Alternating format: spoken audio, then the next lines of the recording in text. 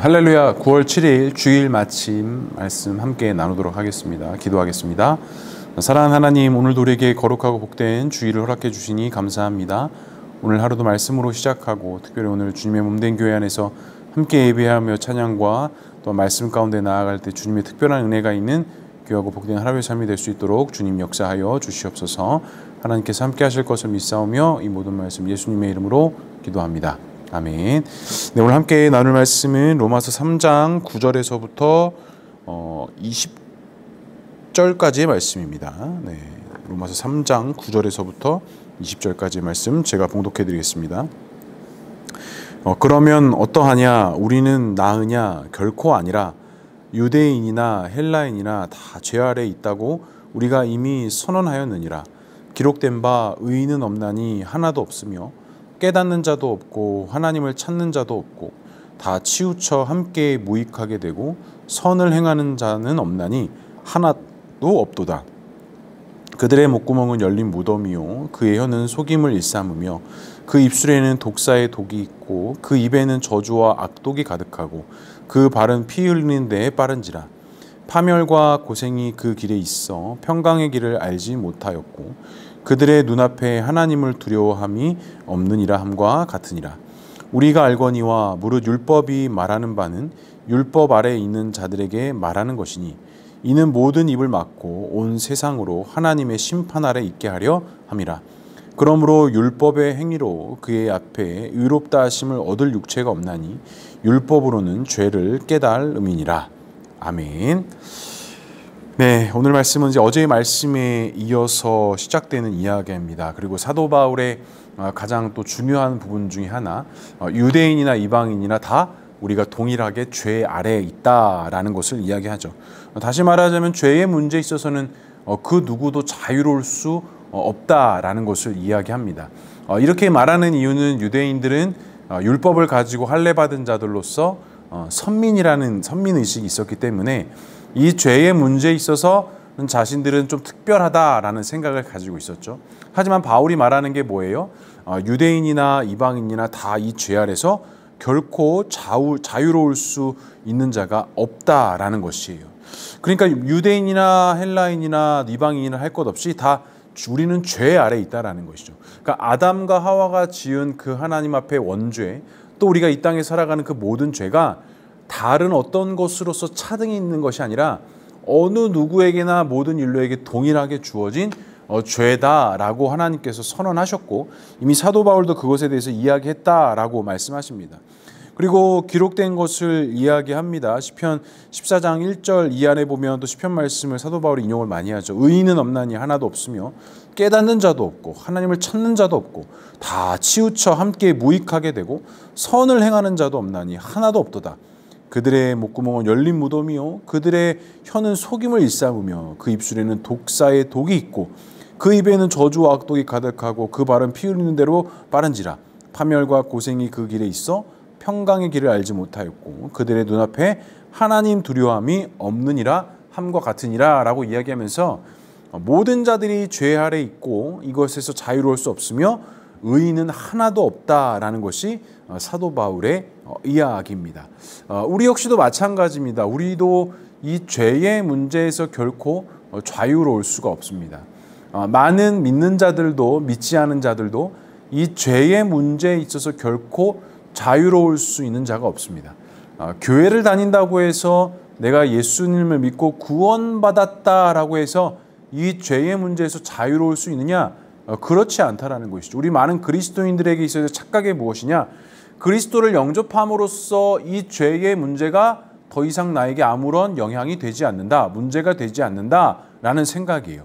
근데 예수님을 믿음으로써 우리가 구원받은 것은 마찬가지지만 이 죄의 문제에서 영원한 자유를 얻은 것은 아니라는 거예요. 그러니까 이 문제에 있어서 우리가 이 기준을 잘 세워놓지 못하면 우리 역시도 잘못된 이단의 사상으로 빠질 가능성이 많이 있습니다. 그리고 수많은 이 기독교 안에 이 구원파 교리적인 것들이 상당히 많이 묻어나 있다는 것을 우리가 꼭 알고 있어야 돼요. 우리가 먼저 구원받았다고 해서 죄의 문제에서 자유로울 수 있다? 그렇지 않습니다. 우리 역시도 매일매일 그 십자가 앞에 나아가지 않는다면 우리도 이 죄의 굴레에 빠져서 내가 죄인인 것을 알지 못하고 구원받았다라고 말하면서 유대인들처럼 똑같이 율법과 할례 중심의 신앙의 삶을 살아갈 수밖에 없다라는 것. 구원파 교리가 그렇지 않습니까? 구원받았기 때문에 그 구원받은 날짜가 중요하고, 또 우리는 이 세상 속에서 구원받았기 때문에 우리 더 이상 육신으로 지어지는 죄에도 우리가 연관이 없다라는 것이 구원파 교리의 잘못된 교리가 아닙니까?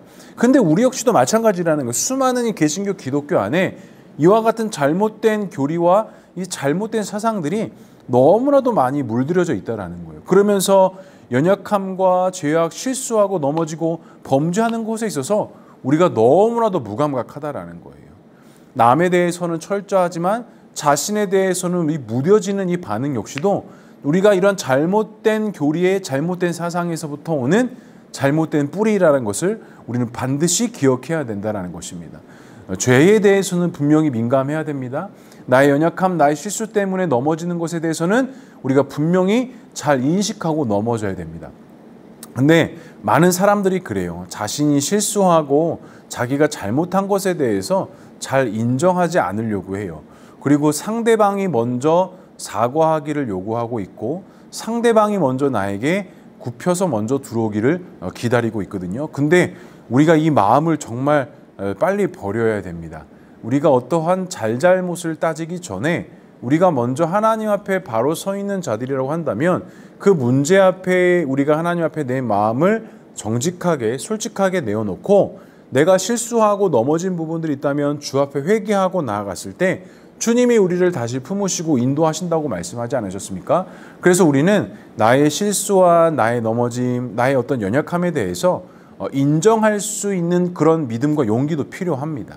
근데 이것을 우리가 인정하지 않는 이 교만 아닌 교만 가운데 있기 때문에 나의 어떤 죄악된 부분들도, 나의 어떤 그런 연약한 부분들도 우리가 끊임없이 넘어지고 쓰러지는 가운데 나아갈 수밖에 없다라는 것. 간절히 바랍니다. 죄 아래서 결코 자유로울 수 있는 자가 없습니다. 내 연약함 가운데서도 결코 자유로울 수 있는 자가 없습니다. 절대로 이것들을 외면하지 마시고 무엇으로 덮으려고 하지도 마시고, 잘못하고 실수한 부분들이 있으면 분명히 하나님 앞에 회개하고 정직하게 나아갔을 때 하나님께서 회복하시고 돌이키시고 인도해 주신 은혜가 반드시 있다라는 것을 꼭 기억해야 됩니다. 우리의 신앙과 믿음의 삶에서도 마찬가지고 우리의 관계 속에서도 마찬가지입니다. 우리가 나의 잘못됨과 나의 어떤 실수 부분들을 쉽게 인정하고 쉽게 고백할 수 있는 자들이 어떻게 보면 이 내적인 영적인 상황들이 건강한 삶이다라고 할 수 있습니다. 그렇기 때문에 그 우리의 실수와 넘어짐을 인정하는 것에 대해서 부끄러워하거나 감추려거나 그것에 대해서 다른 걸로 덮으려고 하지 마시고, 그냥 우리의 있는 모습 그대로 받으시는 그 주님 앞에 우리가 믿음으로 나아가고 믿음의 소망으로 나아간다면 주님께서 그것들을 회복해 주시고 인도해 주시고 훈련을 통해서 정말 예수님 닮아가는 그러한 모습들로 우리를 세워가신다라는 그 믿음의 확신, 믿음의 용기가 있었으면 좋겠습니다. 특별히 우리 가족들 간의 관계 속에서, 우리 또 공동체들 관계 속에서 그렇게 서로 용납하고 이해하고 함께하는 그런 주님의 귀한 은혜가 있기를 주님의 이름으로 간절히 축복합니다. 그렇다면 참된 율법의 기능은 무엇이라고 이야기합니까? 20절의 말씀이 이렇게 말씀합니다. 그러므로 율법의 행위로 그의 앞에 의롭다 하심을 얻을 육체가 없나니 율법으로는 죄를 깨달음이니라. 율법만을 말하는 자에게 하나님의 심판 아래 있고자 합니다. 유대인들은 율법을 가진 이유는 심판자의 자리에 있고자 했고 판단과 정죄, 비난, 무시를 했습니다. 하지만 참된 율법은 개인에게 있어서 무엇을 먼저 말하느냐? 판단하고 정죄하는 도구가 아니라 너의 죄를 깨닫는 것이 율법이 너에게 주어진 하나님의 마음, 하나님의 뜻이다라는 것이에요. 그러니까 이스라엘 백성들에게도 출애굽 당시에 십계명을 주신 이유가 무엇이었어요? 제가 여호수아 설교 때에도 많이 말씀드렸지만 너가 이거 지키느냐 못 지키느냐를 지켜보고자 함이 아니었던 거예요. 그 십계명을 통해서 이스라엘 백성들이 광야 가운데 나는 하나님 없이는 아무것도 할 수 없는 존재다라는 것을 인식하고 받아들이고 하나님 붙잡고 소망하기 위함으로 그들에게 십계명을 주시고 율법을 주셨다라는 거예요. 그러니까 유대인들, 우리 이 땅 가운데 있는 우리들도 마찬가지입니다. 우리에게 말씀을 주신 이유가 무엇입니까? 너 이거 지키는지 못 지키는지 내가 볼 거야. 물론 말씀을 우리가 순종하며 정말 지키기 위해서 노력해야 되는 건 맞지만 우리가 이것들을 완벽하게 이 땅 가운데서 지켜나가는 것은 불가능한 일입니다. 그렇다면 우리가 이 말씀과 하나님의 이 마음을 통해 무엇을 알 수 있느냐? 하나님 없이는 우리가 단 한 걸음도 내디딜 수 없는 자라는 것을 인식하고 고백하고 하나님 붙잡는 그런 삶을 살기 위해서 우리에게 율법의 은혜를 주셨다는 것, 말씀의 은혜를 주셨다는 것입니다. 그래서 세부적인 내용을 보면 율법의 금지 명령을 통해 우리 마음 가운데 있는 양심을 자극하고 일깨워서 하나님 앞에 나아갈 수 있도록, 그리고 율법을 지키는 자와 그렇지 않은 자를 비교하며 지키지 않았을 때의 그 하나님의 진노하심과 심판하심을 통해 우리 마음 가운데 경각심을 주시기 위함이라는 거예요. 정리하자면 하나님은 하나님의 섭리와 방법을 사람이 죄책, 즉 죄인임을 알고 깨닫게 하시는 가운데 있다라는 것입니다. 우리의 나약함을 도우시는 하나님이라고 말씀하지 않습니까?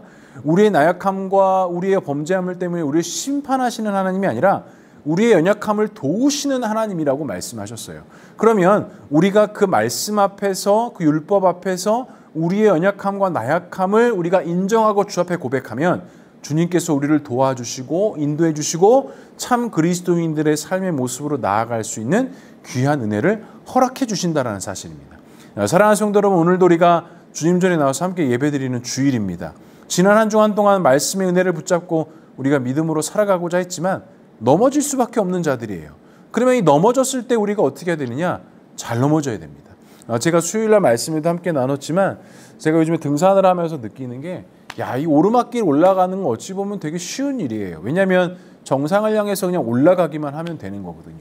근데 제가 내리막길을 내려가다 보니까 내리막길이 정말 위험합니다. 오르막길은 좀 힘들지만 그냥 올라가면 큰 일이 발생되지는 않습니다. 하지만 내리막길은 걸어 내려가는 것이 편하다고 해서 막 내려가면 잘못하면 부상을 당합니다. 그리고 산을 하산하다 보면 느끼는 게 뭐냐면 참 내려가는 길이 참 많다라는 거예요. 그래서 이 길을 잘못 들면 정말 엉뚱한 곳으로 가게 됩니다. 그렇기 때문에 우리의 나약함 때문에 우리가 하향 곡선으로 내려가고 좀 내려가는 길을 간다고 할 때 우리 잘 내려가야 됩니다. 그 연약함을 인정하고 내가 할 수 없음을 인정하고 내려가야지, 그냥 또 내 마음대로 하고자 하는 대로 그 길을 내려간다면 우리는 다칠 수밖에 없고 부상당할 수밖에 없고 또 주님이 원하시는 길이 아니라 엉뚱한 곳으로밖에 갈 수밖에 없다라는 거 간절히 바랍니다. 오늘 이 주일 예배를 통해서 하나님의 그 은혜로우심과 하나님의 그 풍성하심의 은혜가 우리 모두 가운데 풍성하게 있기를 주님의 이름으로 간절히 축복합니다. 그래서 오늘도 이 예배를 통해서 하나님께 홀로 영광 받아주시고 주님의 은혜가 한없는 삶 가운데 우리가 은혜 가운데 나아갈 수 있는 귀하고 복된 하루 될 수 있기를 주님의 이름으로 간절히 축복합니다. 기도하겠습니다. 사랑과 은혜가 풍성하신 하나님 아버지, 은혜를 감사합니다. 주님의 도우심과 인도하심 속에 믿음으로 나아가게 하시고 오늘 하루도 기쁨과 소망으로 나아갈 수 있도록 주님 역사하여 주시옵소서. 오늘도 주님의 앞에 드리는 예배를 통해 주님 홀로 영광 받아주시고 우리에게는 은혜가 되는 귀한 은혜가 있게 하여 주시옵소서. 하나님께서 함께 하실 것을 믿사오며 이 모든 말씀 예수 그리스도의 이름으로 기도합니다. 아멘. 네, 감사합니다. 이따 교회에서 뵙겠습니다.